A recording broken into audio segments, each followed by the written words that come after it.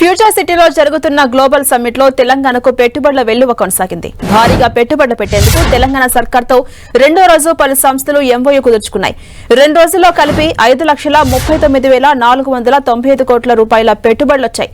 తొలి రోజు 2,43 కోట్ల రూపాయల పెట్టుబడులు రాగా రెండో రోజు 2,96,495 కోట్లు ఇన్వెస్ట్మెంట్స్ వచ్చాయి.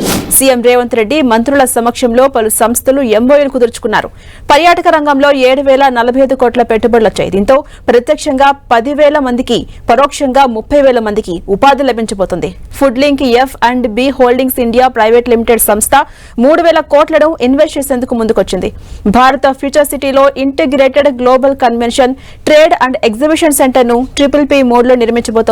ఇక KEI గ్రూప్ అండ్ అసోసియేట్స్ 200 కోట్లు, రిధిరా గ్రూప్ పెట్టుబడి 120 కోట్లను ఇన్వెస్ట్ చేయబోతున్నాయి. భారత ఫ్యూచర్ సిటీలోని యాచారంలో నోవోటెల్ బ్రాండెడ్ హాస్పిటాలిటీ ప్రాజెక్టుకు ఇవాళ ఎంఓయూ కుదిరింది.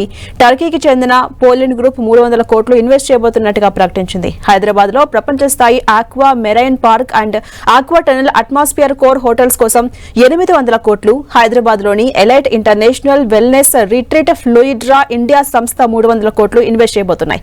హైదరాబాద్ లో కృత్రిమ beach, lagoon and resort project కోసం శ్రీ హరీష హాస్పిటాలిటీ సంస్థ 300 కోట్లను ఇన్వెస్ట్ చేయబోతుంది.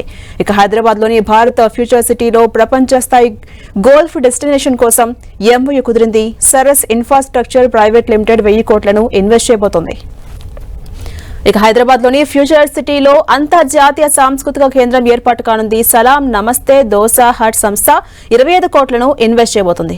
అడ్వెంచర్ అండ్ ఎకో టూరిజం ను ప్రోత్సహించేందుకు తెలంగాణ అంతటా కార్వాన్ పార్కులను నిర్మించేందుకు గాను మరో ఎంఓయూ కుదిరింది. ఇండియన్ ఇన్స్టిట్యూట్ ఆఫ్ ఫిల్మ్ సంస్థ 550 కోట్ల నుంచి 600 కోట్లను ఇన్వెస్ట్ చేసేందుకు ముందుకొచ్చింది. ఇక లండన్ కు చెందిన టోనీ బ్లెయిర్ ఇన్స్టిట్యూట్ కూడా వ్యూహాత్మక పెట్టుబడి పెట్టేందుకు సిద్ధంగా ఉన్నట్టు ప్రకటించింది.